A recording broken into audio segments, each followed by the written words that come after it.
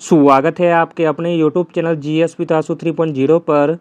BPSC TRE 4.0 के लिए set practice कराया जा रहा है, जिसमें कि आज हम लोग बिहार स्पेशल के अति महत्वपूर्ण प्रश्नों को देखेंगे। अगर आपका भी सपना है सरकारी टीचर बनने का तो हर दिन प्रैक्टिस करते रहिए। टीआरई 4.0 की वैकेंसी बहुत ही जल्द आने वाली है, इसलिए जी जान लगा कर तैयारी करते रहिए। चलिए शुरू करते हैं और आप लोग भी सोचिएगा अपना आंसर क्या हो सकता है। पहला प्रश्न है, निम्नलिखित में से कौन बिहार में व्यक्तिगत सत्याग्रह का दूसरा सत्याग्रही था? बिहार में व्यक्तिगत सत्याग्रह का दूसरा सत्याग्रही था Anugrah Narayan Sinha. Option number C सही हो जाएगा। जबकि बिहार में व्यक्तिगत सत्याग्रह का पहला सत्याग्रही थे श्री कृष्ण सिंह। अगला प्रश्न देखते हैं, इंपॉर्टेंट है। बिहार के निम्नलिखित नेताओं में से कौन असहयोग आंदोलन के दौरान कांग्रेस के भीतर गठित परिवर्तन विरोधी यानी कि नो चेंजर समूह से संबंधित थे? तो दोस्तों वह नेता का नाम हो जाएगा doctor Rajendra Prasad. Option number B सही हो जाएगा। बिहार के डॉक्टर राजेंद्र प्रसाद असहयोग आंदोलन के दौरान कांग्रेस के भीतर गठित परिवर्तन विरोधी समूह से संबंधित थे। अगला प्रश्न देखते हैं, इंपॉर्टेंट है और कई बार पूछा गया एग्जाम में। निम्नलिखित में से कौन बिहार में सर्च लाइट समाचार पत्र के संपादक थे? बिहार में सर्च लाइट समाचार पत्र के संपादक थे मुरली Mohan Prasad. Option number C सही हो जाएगा। अगला प्रश्न देखते हैं, बिहार में से कौन बिहार में सन्यासी आंदोलन का केंद्र था? बिहार में सन्यासी आंदोलन का केंद्र हो जाएगा तिरहुत, सारण तथा पूर्णिया, इसलिए ऑप्शन नंबर डी सही हो जाएगा। उपयुक्त में से एक से अधिक। अगला प्रश्न है, इंपॉर्टेंट प्रश्न है। निम्नलिखित में से किसने मुजफ्फरपुर में होम रूल लीग आंदोलन की स्थापना की थी? मुजफ्फरपुर में होम रूल लीग आंदोलन की स्थापना की गई थी जनकधारी प्रसाद के द्वारा। ऑप्शन नंबर बी सही हो जाएगा। अगला प्रश्न है, पटना में नमक सत्याग्रह के लिए किस स्थान का चयन किया गया था? इंपॉर्टेंट है।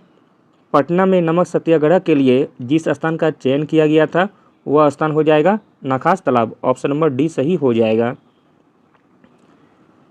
पटना में अंबिकाकांत सिन्हा के तहत नमक बनाने और नमक कानून तोड़ने के लिए नखास तालाब को एक स्थल के रूप में चुना गया था।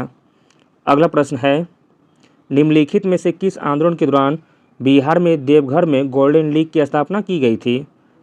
आंसर हो जाएगा ऑप्शन नंबर सी, स्वदेशी आंदोलन के दौरान। स्वदेशी आंदोलन के दौरान बिहार में देवघर में गोल्डन लीग की स्थापना की गई थी। अगला प्रश्न देखते हैं, बिहार में साइमन कमीशन के बहिष्कार के संयोजक कौन थे? बिहार में साइमन कमीशन के बहिष्कार के संयोजक थे Devaki Nandan. Option number C. आधुनिक बिहार का निर्माता किसे माना जाता है? प्रश्न इंपॉर्टेंट है। आधुनिक बिहार का निर्माता माना जाता है सच्चिदानंद सिन्हा जी को। ऑप्शन नंबर ए सही हो जाएगा। अगला प्रश्न है, बिहार में कानून द्वारा गौवध किस वर्ष प्रतिबंधित किया गया था? आंसर हो जाएगा ऑप्शन नंबर डी, 1955 में।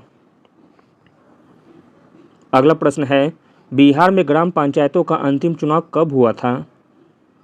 बिहार में ग्राम पंचायतों का अंतिम चुनाव हुआ था वर्ष 1978 में। ऑप्शन नंबर सी सही हो जाएगा।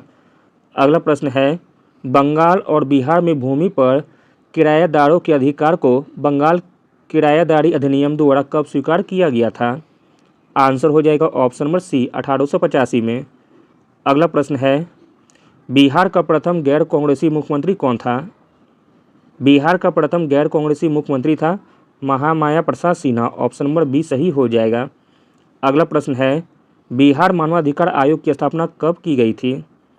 बिहार मानवाधिकार आयोग की स्थापना हुई थी 3 जनवरी 2000 ईस्वी को। ऑप्शन नंबर ए सही हो जाएगा। बिहार विधान परिषद का गठन निम्नलिखित में से किस अधिनियम के द्वारा किया गया था? प्रश्न इंपॉर्टेंट है। बिहार विधान परिषद का गठन किया गया था भारत सरकार अधिनियम 1912 के द्वारा। ऑप्शन नंबर बी सही हो जाएगा। निम्नलिखित में से बिहार पुनर्गठन अधिनियम 2000 की किस धारा में झारखंड का गठन का उल्लेख है? आंसर हो जाएगा ऑप्शन नंबर सी, धारा 3 के तहत।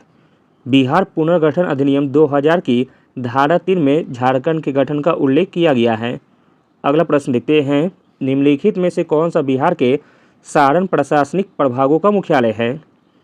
बिहार के सारण प्रशासनिक प्रभागों का मुख्यालय है छपरा में। ऑप्शन नंबर ए सही है। अगला प्रश्न है, निम्नलिखित में से कौन बिहार लोक सेवा आयोग के प्रथम अध्यक्ष थे? बिहार लोक सेवा आयोग के प्रथम अध्यक्ष थे राजधारी सिन्हा, ऑप्शन नंबर बी सही हो जाएगा। बिहार विधान परिषद की पहली बैठक किस वर्ष बुलाई गई थी?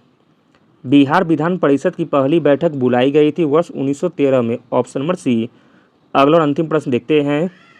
पटना नगर निगम अधिनियम 1951 निम्नलिखित में से किस वर्ष लागू हुआ था? पटना नगर निगम अधिनियम 1951 लागू हुआ था वर्ष 1952 में, ऑप्शन नंबर बी सही हो जाएगा। निम्नलिखित में से किस इस्लामी पाठ में सबसे पहले बिहार नाम का उल्लेख किया गया था? आंसर है ऑप्शन नंबर ए, तबकाते नासरी में।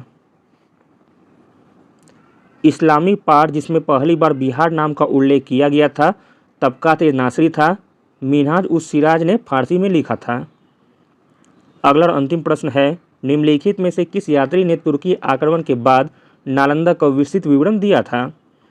तो दोस्तों वह तुर्की यात्री थे ध्रुव स्वामी, ऑप्शन नंबर सी सही हो जाएगा। Thank you.